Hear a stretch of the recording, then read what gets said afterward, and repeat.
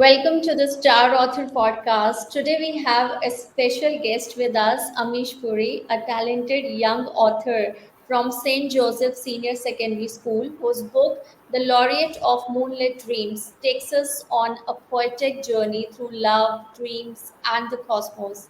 Join us as we dive deep into the enchanting world of his writing and explore the inspirations behind his beautiful verses. Let's get started.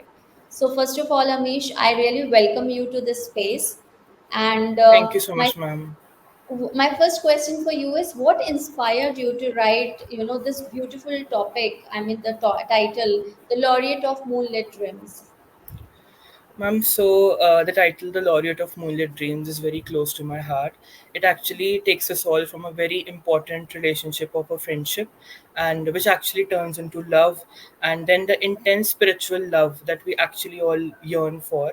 It is actually a sequel of ups and downs in our lives and all those relationships that we face in our lives, and it takes us all to a beautiful enchanting journey through the cosmos of moons and stars, and ultimately to the supreme spiritual power that is the almighty god. So it actually really helped me and my friends, and all those well-wishers who actually supported me at all the points of time, including my teachers and everyone. They actually helped me a lot in this beautiful endeavor, and I really like to thank them all.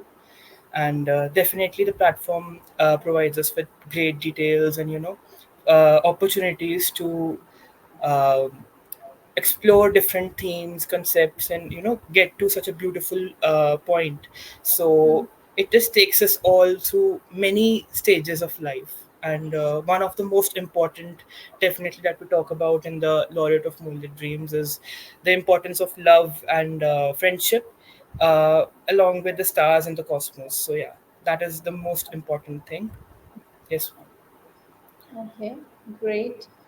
And I mean, obviously you have explained everything in the first question itself, so I would just ask you, like, if you could collaborate with any poet or writer, whether he is a living one or a dead one, who would it be? I think it would be John Keats, definitely.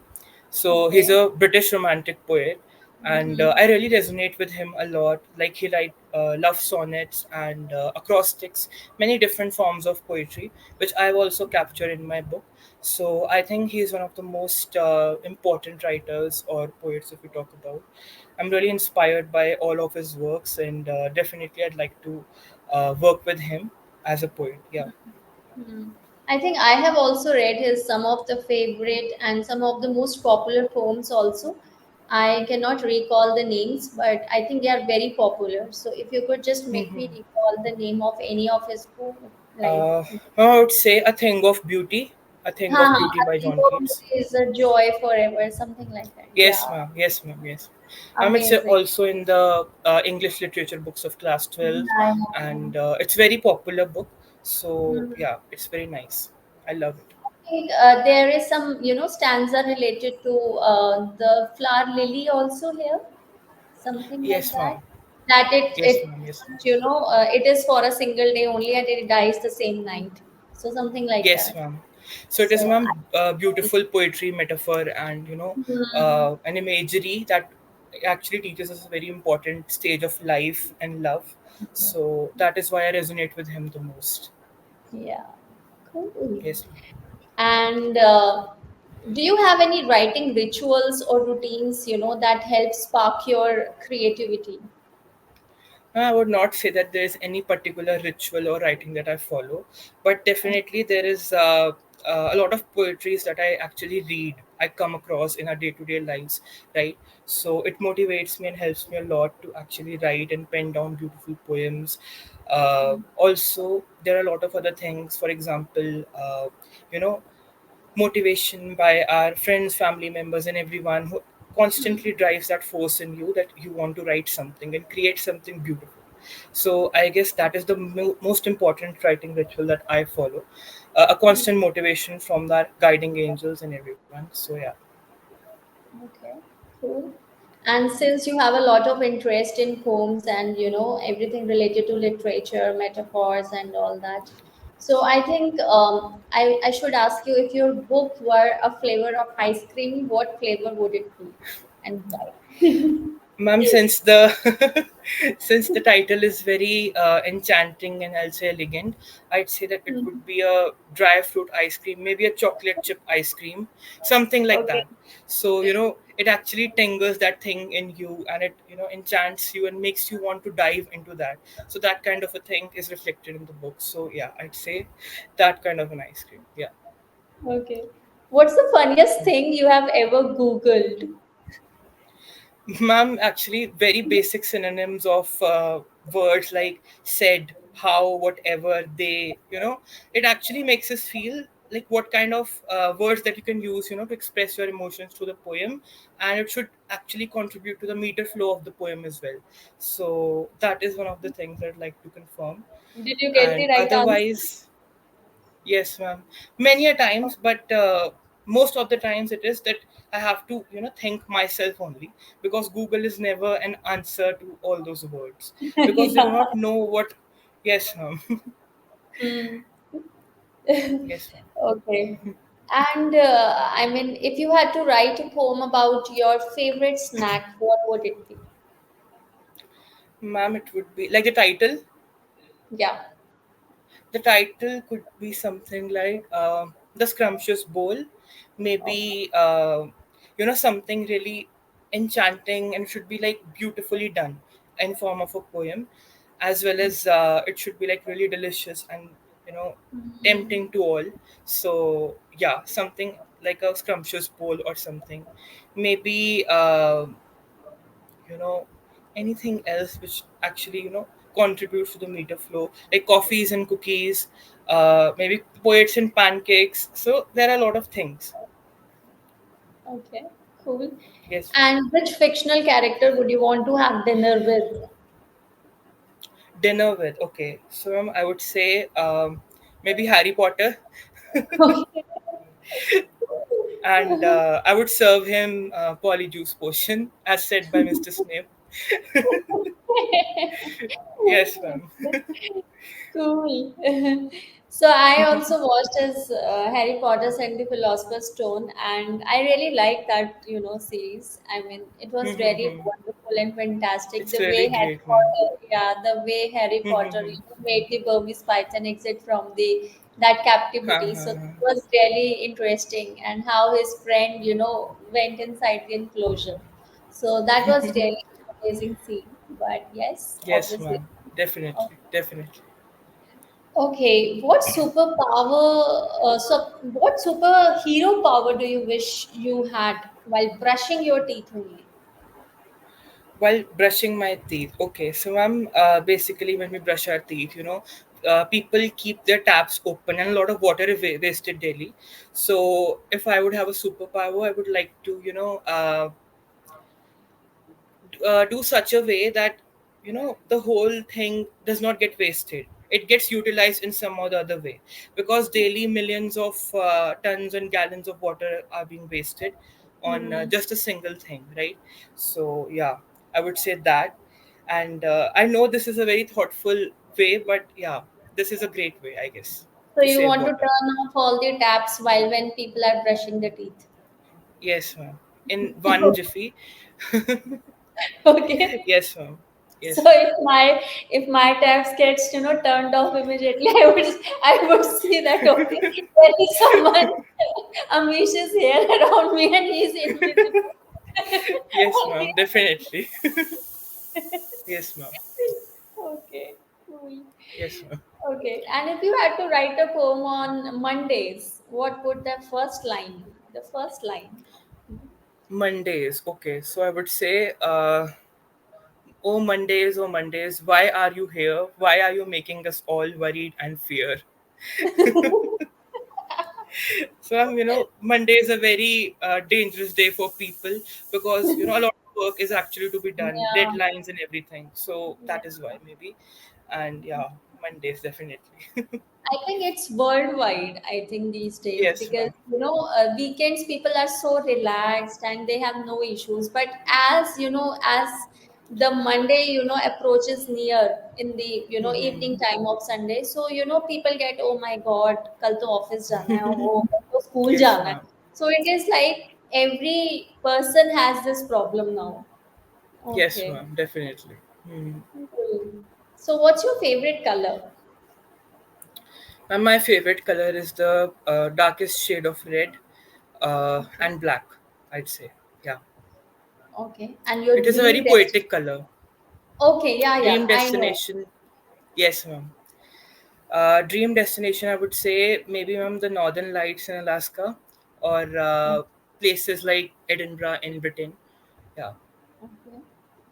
Yes, Interesting. ma'am. And maybe lost in the cities of, Rome and explore the streets. Wow, you are literally taking me to the, the novels and plays of Shakespeare and, Yes, ma'am. Wordsworth. So I can just, conceptualize, I can visualize everything, the streets of Rome and all that. Cool. Yes, ma'am. You like coffee or tea? Ma'am, mostly I'm a tea person, but sometimes I'm like, I have to have coffee, otherwise I won't function. So, Mm-hmm. yeah, it depends on situation to situation, mostly. Okay. Would you Yes, ma'am. like dogs or cats? Dogs anytime. Okay. Yes, ma'am. Summer or winter? Winters definitely, because we can wear so many good clothes in winters, which won't be available in summers because of the blistering heat. So I would say winters. Okay. Favorite snack? Favorite snack, I'd say momos. Momos. Or Okay. yes, ma'am. कौन से वाले? Veg wale, ma'am. Veg wale. Veg. Okay. हाँ So ji. you are a vegetarian. Yes, ma'am. Okay. Cool. Yes, ma'am. What's your hobby? Ma'am, my hobby is reading and writing most of the times, and spending time with my best friend. Yeah, that's it. That's simple as that. Simple I would life. say. Yes, ma'am. And one word, only one word to describe yourself. Ma'am, generally, I'm not that kind of a person who would be very easy to be defined, and nobody wants to be easily defined by a single word. But I would say I am very ambitious in nature, as in journal. But it's not possible to describe oneself in one word, because when a lot of things are going up inside you, you cannot use just a single word for that. So yeah, I'd say ambitious right now. Ambitious, but still I take ambitious. Okay. Hmm. Your favorite book? My favorite book, again, ma'am, the collection of poems by John Keats. It is my favorite book, gifted to me by my best friend, and I always cherish it. And yeah, I really relate with it. It's my, you know, motivational booster, I'd say. Which song inspires you? Song, ma'am, any song by Lana Del Rey, I'd say. Do you want to sing? Yes, ma'am. No, ma'am, I won't sing because my voice is not good actually. Your So voice it's is okay. very good. Mine is not good, but still I'm trying. So you can sing. No one likes their own voice, I feel sometimes. Okay, if you want to give a try, you can sing. No, ma'am, I'm okay. I won't sing here because it would be, very shabby over here. But it's okay. Okay. So, and who is your best friend? What's the name of your best friend? The name of my best friend is Himanshu, Okay. and if you'd see, ma'am, there's an acrostic in the book that I wrote, The Laureate of Moonlit Dreams. The topic of the acrostic is the cool rays of my moon. So that is actually the meaning of his name, and his name actually spells out the whole poem. So it is very Okay. close to my heart as well. Yes, ma'am, Okay. I would say. And your favorite season? My favorite season is autumn, I'd say. Yes, ma'am. Best poetic season, I'd say. So that's why rainy season, autumn season, all those. Okay. So, last question of the show. If there is any message from you to the viewers, Definitely, I'd like to give. a good message to the viewers and the young writers coming up, that whatever you feel, you actually write it, and do not listen to anyone who tries to demotivate you, because ma'am, the family that you create is important than the more important than the family that you're born in. So if you feel that the family and friends around you are not supporting you, or anyone else is putting you down constantly, do not listen to them, because if you have no one, ultimately the god is there with you. You always ask him, right? So I would say that always do never believe that you cannot do anything. Believe in your guts, believe in your strengths, and everything will be just fine. If we actually you know dive deeper into ourselves and we see a reflection of ourselves, we know what where we stand, right? So we should always believe in ourselves and our strengths, and no matter Hmm. what other people say, believe in yourself. And you're never too young to write. That is what I like to say to the writers and poets coming up. Yes, ma'am. Wow, That's it. amazing message. Okay. Thank you, ma'am. Okay, so thank you for joining us today on the Star Author podcast. And we had an enlightening and entertaining chat with Amish Puri about his poetic masterpiece. So do check out his book, available only on our bookstore, and the link of the book is given in the description box below. And until next time, keep the creativity flowing. Thanks, Amish. Thanks a lot. Thank you so much, ma'am. Thank you.